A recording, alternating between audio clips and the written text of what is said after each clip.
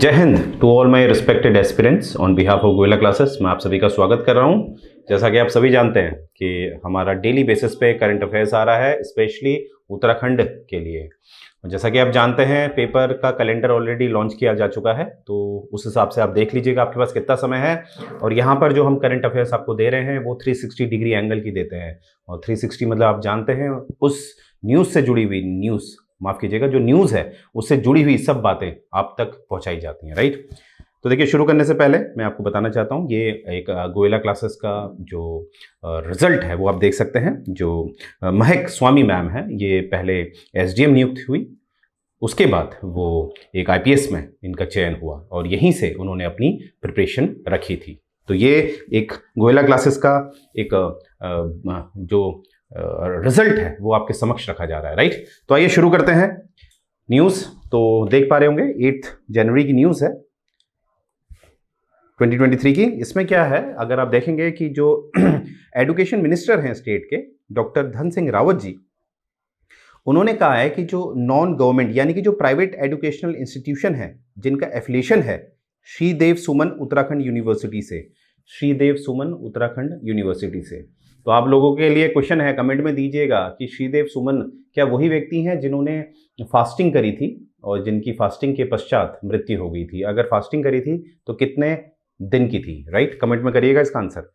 तो ये जहाँ जो भी यूनिवर्सिटीज़ जो एफिलेटेड हैं श्रीदेव सुमन उत्तराखंड यूनिवर्सिटी से, वहाँ पर एक नया subject that is moral education, moral बोलिए या मोराल बोलिए एक ही बात है, तो मोरल एडुकेशन को जोड़ा जाएगा, यानी कि नैतिकता का जो विषय है, कैसे एक इंसान होता है, राइट। तो उसकी जो शिक्षा है वो अब दी जाएगी एज पर दी न्यू एजुकेशन पॉलिसी, माफ़ कीजिएगा, नेशनल एजुकेशन पॉलिसी, ये जो हमारी नई नेशनल एजुकेशन पॉलिसी है उसके तहत, राइट। अब देखिए, यहाँ पर मैं आप लोगों को क्लियर कर दूँ, जैसे लोग बहुत सारे स्टूडेंट कंफ्यूज होते हैं डिफरेंस बिटवीन कि सर एफिलिएशन क्या होता है और एक रिकॉग्निशन क्या होता है, राइट। देखिए, मेरा कोशिश है कि मैं ये भी समझता हूँ कि हमारे पास एकदम फ्रेशर बच्चे बैठे हैं, तो उस हिसाब से मैं इसमें कोशिश करता हूँ आपको पढ़ाऊँ। एफिलिएशन और रिकॉग्निशन में ये फ़र्क है, मानते हैं जैसे दिल्ली यूनिवर्सिटी है, ओके। अब मान लेते हैं ये गवर्नमेंट यूनिवर्सिटी है, चलिए इसको उत्तराखंड के हिसाब से समझते हैं। एक एफिलिएशन है, एक रिकॉग्निशन है। और कुमाऊं यूनिवर्सिटी से अगर कोई कॉलेज है, अगर वो एफिलिएटेड है तो क्या फ़र्क है, अगर कोई कॉलेज रिकॉग्नाइज है तो क्या फ़र्क है।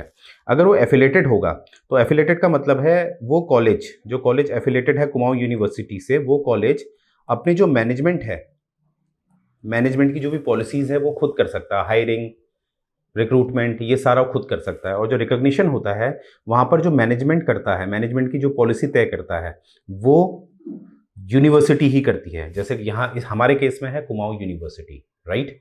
तो मुझे उम्मीद है आप समझ पाए होंगे कि डिफरेंस क्या होता है रिकॉग्निशन और एफिलिएशन में।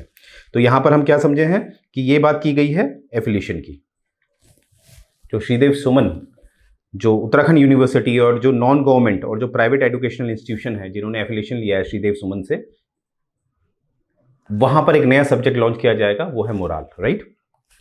सो we can see this news on the basis of exam point, okay. तो देखते हैं एग्जाम पॉइंट में हमें क्या क्या सीखना है। जैसे डिजिटल हेल्थ आईडी, जितने भी स्टूडेंट होंगे उनके एक डिजिटल हेल्थ आईडी बनाई जाएगी। मतलब मान लेते हैं किसी स्टूडेंट को कुछ मेडिकल कंडीशन है, जैसे डायबिटीज़ है या हार्ट का इशू है, कुछ है वगैरह वगैरह, तो उसके जो डिजिटल आईडी कार्ड होगा उसमें वो मेंशन होगा। जैसे कि अगर इफ इन केस उसे कोई प्रॉब्लम होती है तो उससे पता चल जाएगा, राइट। और जैसे कि रिक्रूटमेंट होता है, जैसे आर्मी में कोई आ गया है और वो बता नहीं रहा है स्टूडेंट कि उससे कुछ प्रॉब्लम है, क्योंकि देखा जा रहा है कि आर्मी में जो रनिंग होती है, जो फिजिकल किया जाता है, उसमें हार्ट अटैक की वजह से काफ़ी स्टूडेंट की डेथ हो जाती है, राइट। तो उससे इस चीज़ से बाहर आया जाएगा, ये डिजिटल जो हेल्थ आईडी बनाई जाएगी, राइट। नेक्स्ट है आयुष्मान कार्ड। आयुष्मान कार्ड आप जानते होंगे कि पर एनम, प्रतिवर्ष इसमें 5 लाख का सरकार द्वारा एक हेल्प की जाती है। तो ये आयुष्मान कार्ड हर स्टूडेंट का बनाना मैंडेटरी किया गया है, अनिवार्य किया गया है, राइट।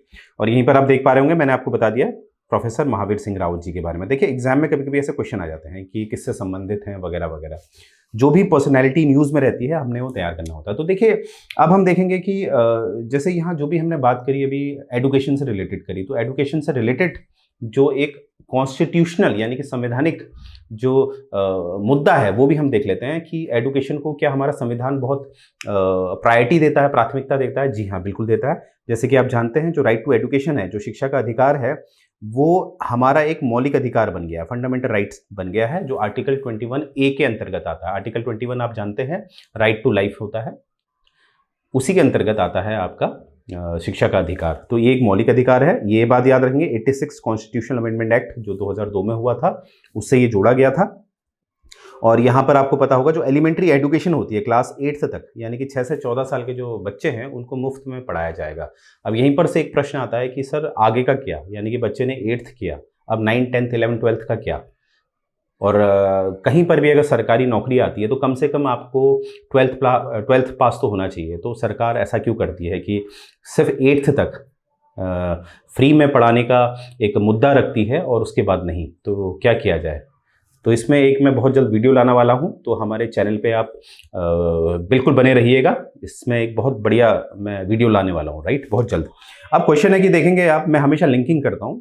यहाँ पर मैंने फंडामेंटल ड्यूटी जोड़ा हुआ है। आपको पता है जो फंडामेंटल ड्यूटी जो है, मौलिक जो कर्तव्य हैं, वो हमारे ओरिजिनल संविधान में नहीं थे, ये जोड़े गए 42वें संशोधन 1976 द्वारा भाग 4 क में, यानी कि पार्ट 4A में जोड़े गए हैं।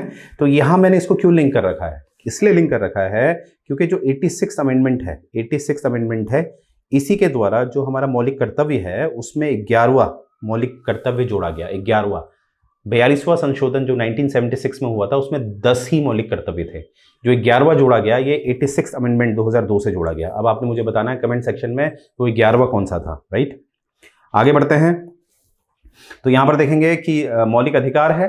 अब शिक्षा का अधिकार मौलिक अधिकार बन गया है, पर बहुत सारे ऐसे मौलिक अधिकार होते हैं जिनको लागू होने के लिए अधिनियम की जरूरत होती है, जिनको लागू होने के लिए अधिनियम की जरूरत होती है। They need an act to be executed. Some fundamental rights need an act to be executed, right? तो यहाँ पर आप देखेंगे the right of children to free and compulsory education act जो पास हुआ था अगस्त 2009 में, तो ये कौन सा है, RTE act, right to education act 2009, ये बात याद रखेंगे। और ये लागू कब हुआ था, 2010 में, ये भी याद रखेंगे। और इंडिया जो है 135 देशों में शामिल हो चुका है, 135 देशों में शामिल हो चुका है, जहां पर शिक्षा जो है एक मौलिक अधिकार माना जाता है, एक मौलिक कर्तव्य माना जाता है, राइट। तो ये बात याद रखेंगे। देखिए अब यहीं से क्वेश्चन बनता है, बिहार STET यानी कि स्टेट टीचर एलिजिबिलिटी टेस्ट में ये क्वेश्चन आया हुआ है। बहुत सारे स्टूडेंट जो होते हैं, जो एस्पिरेंट्स होते हैं, वो कहीं ना कहीं BEd करे हुए होते हैं और टेट और स्टेट TET की भी तैयारी करते हैं। CTET और सेंटर लेवल पे CTET होता है, स्टेट लेवल पे STET होता है। तो बिहार में आया हुआ क्वेश्चन है कि RTE act was implemented in India with effect from, यानी कि RTE जो एक्ट है वो 2009 में आया था, पर ये लागू कब हुआ था।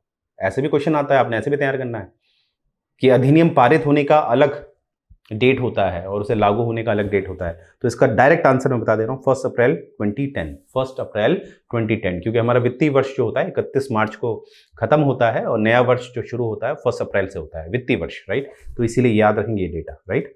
तो देखिए यहाँ से आप देख पा रहे होंगे कि जो भी मैं आपको पढ़ा रहा हूँ उससे रिलेटेड क्वेश्चन पहले भी पूछे जा चुके हैं और आने वाले समय पर भी पूछे जाएंगे, राइट।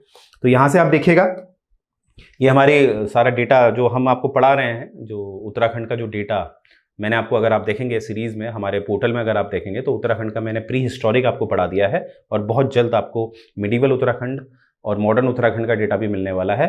और उसके बाद में आपको एक MCQ फॉर्मेट में उत्तराखंड को पढ़ाऊंगा। देखिए आजकल के ज़माने में हमें समय के अनुसार चलना होता है, तो MCQ फॉर्मेट में हम तैयारी करेंगे, राइट। वो जब आप हमें लॉगिन करेंगे तो आपको पता चल जाएगा। और जो टेस्ट सीरीज जब आप परचेस करेंगे, और टेस्ट सीरीज के बारे में आपको बता दूं, जो MCQ टेस्ट सीरीज, ये जो प्रयास कोर्स है आपका, ये तो फ्री में रहेगा माफ कीजिएगा, ये फ्री में रहेगा। और जो MCQ टेस्ट सीरीज होंगी, जो अपर और लोअर है, उसमें जो अपर की है वो 999 की रहेगी और जो अवर की है यानी कि लोअर की जो है वो 999 की रहेगी। और टोटल कॉम्बो अगर आप लेते हैं तो it will cost you 1499 only. तो मुझे उम्मीद है आप समझ पाए होंगे कि देखिए अगर जब तक आप टेस्ट सीरीज को लेंगे नहीं तब तक हमें सपोर्ट नहीं मिलता है, राइट। ये नाम मात्र सपोर्ट है, आप इमेजिन कर सकते हैं। तो जब आप ऐसा सपोर्ट हमसे करते हैं, हम पे ये विश्वास आप करेंगे, तभी हम आपके लिए और अच्छा डेटा ला पाएंगे। तो मुझे उम्मीद है आप बहुत जल्द हमें लॉगिन करेंगे। और ये हमारा एक टेलीग्राम चैनल है जिसमें हम डेली अपडेट्स देते हैं, इंपॉर्टेंट इन्फॉर्मेशन आप तक पहुंचाते हैं। तो आप इसमें लॉगिन कर जाइए और जो भीड़ है उस भीड़ में पीछे मत रहिए, राइट। तो मुझे उम्मीद है यहाँ से डेटा आपको पसंद आया होगा। और कोई भी आपके क्वेश्चन होते हैं तो आप हमारे पोर्टल साइट पे जाइएगा, वहाँ पर यूके उत्तराखंड का अलग से आपको एक पोर्टल दिखेगा, वहाँ पर आप अपने क्वेश्चंस रख सकते हैं। और यहीं से मैं अपना लेक्चर एंड करने जा रहा हूँ। जय हिंद।